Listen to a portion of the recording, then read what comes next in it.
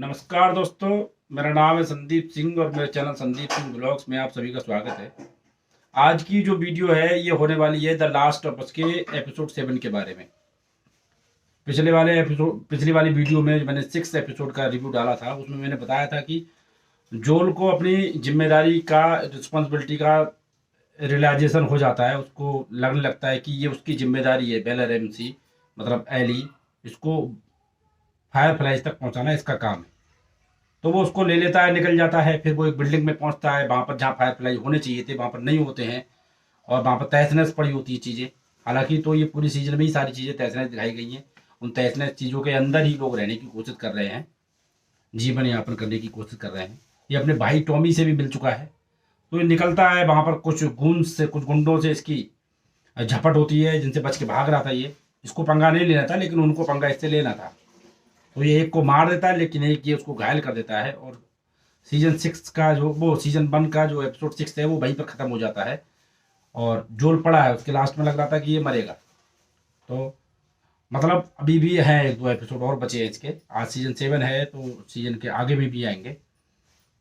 तो बेला रेमसी परेशान है कि ये मर ना जाए, और इनकी बॉन्डिंग अभी बन चुकी है। मतलब जोल भी बेला रेमसी को पसंद करने लगा है, फादर फिगर की टाइप से बता रहा हूँ मैं। और बेला रेमसी भी उसको पसंद करने लगी, वो चाहती है कि वो उसके साथ रहे, उसको साथ दे।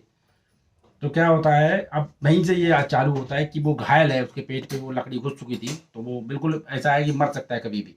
तो उसकी मदद करने की कोशिश कर रही है, लेकिन ये जोल बोलता है एली से कि तुम चली जाओ यहाँ से, तुम निकलो।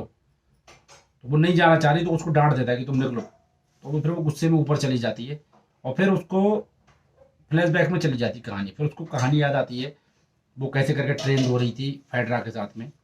अब यहाँ पर यही बात है कि इसमें दिखाया गया है कि फेडरा अच्छी है कि फायरफ्लाई अच्छी है।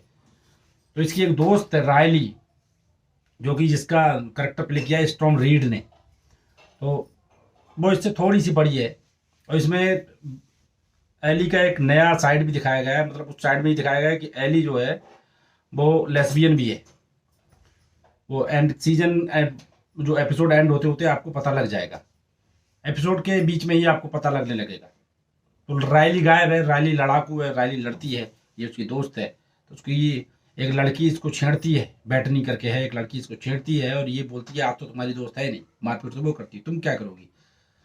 तो उसको पता नहीं होता है कि एली है, उसका गुस्सा रायली से भी ज़्यादा तेज है। तो वो उसको कूट देती है, उसको 15 टाके आते हैं।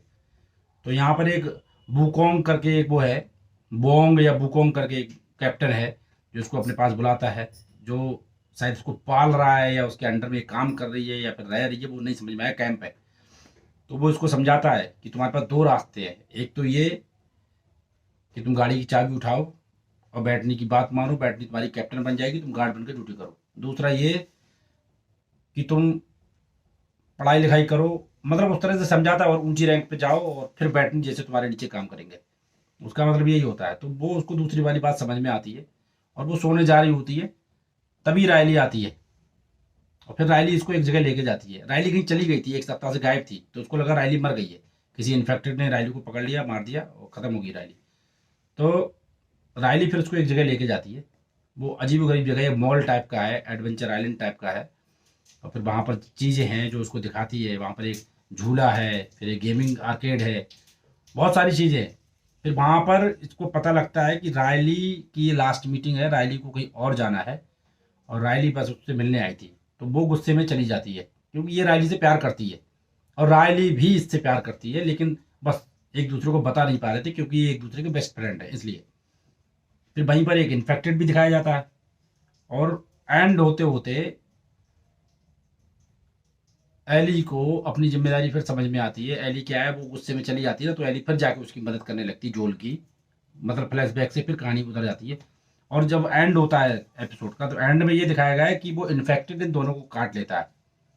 तो जब आप एपिसोड 2 में देखेंगे एली को, तो वो इन्फेक्टेड है ऑलरेडी, हाथ पे उसके कटा हुआ है, तो वो वहीं से कटा हुआ है। और एली जो है इम्यून है, उसको इन्फेक्टेड के काटने से फर्क नहीं पड़ता है, उस पर कोई असर नहीं होता है उनके जहर का। तो अब आगे क्या होगा, शायद रायली मरेगी या रायली बचेगी, क्या होता है। रायली बोलती है कि हमारे पास जितना टाइम है, चाहे वो 2 मिनट ही है, हम जीते हैं उनको। तो बोलती है हमारे पास दो रास्ते, या तो खुद को गोली मार लो, पेनलेस रास्ता है, गोली मार लेंगे मर जाएंगे, और जो हमारे अंदर फंगस फैलेगा, जहर फैलेगा फंगस का, उसका हम पे असर नहीं होगा। और दूसरा रास्ता ये है कि जो हमारी ज़िंदगी आगे बची है हम उसको जीते हैं। तो अब आगे जो है बहुत थ्रिलिंग होने जा रही है कहानी, बहुत शानदार होने जा रही है। और इसमें ये भी दिखाया गया है कि एली जोल से बहुत ज़्यादा प्यार करने लगी है, वो जोल को नहीं छोड़ना चाहती है, तो वो जोल को छोड़ती नहीं है, जोल के टाँके लगा रही है एंड में। और मुझे उम्मीद है कि एपिसोड 8 में वो जोल को बचा लेगी। एपिसोड 9 में क्या होता है वो पता नहीं। कहानी एंड की तरफ पहुंच रही है, कहानी मज़ेदार हो रही है, और कहानी सस्पेंसिंग भी बहुत ज़्यादा हो रही है। नया करेक्टर रायली का इसमें दिखाया गया है, बहुत अच्छा था, उसको एंड तक रखे तो ज़्यादा सही है, उसको भी इम्यून दिखा दें, लेकिन मुझे लगता नहीं ऐसा दिखाएंगे। तो हमारा द लास्ट ऑफ अस का रिव्यू होता है ख़त्म। बहुत शानदार सीरीज है, आप सबको देखनी चाहिए, मज़ेदार है, हॉटस्टार पे अवेलेबल है। और हम मिलेंगे अगली वीडियो में, तब तक के लिए राम राम, सलाम, प्रणाम, सत श्री अकाल, केम छो, खड़ी खंबा, भारत माता की जय। जय हो, वंदे मातरम।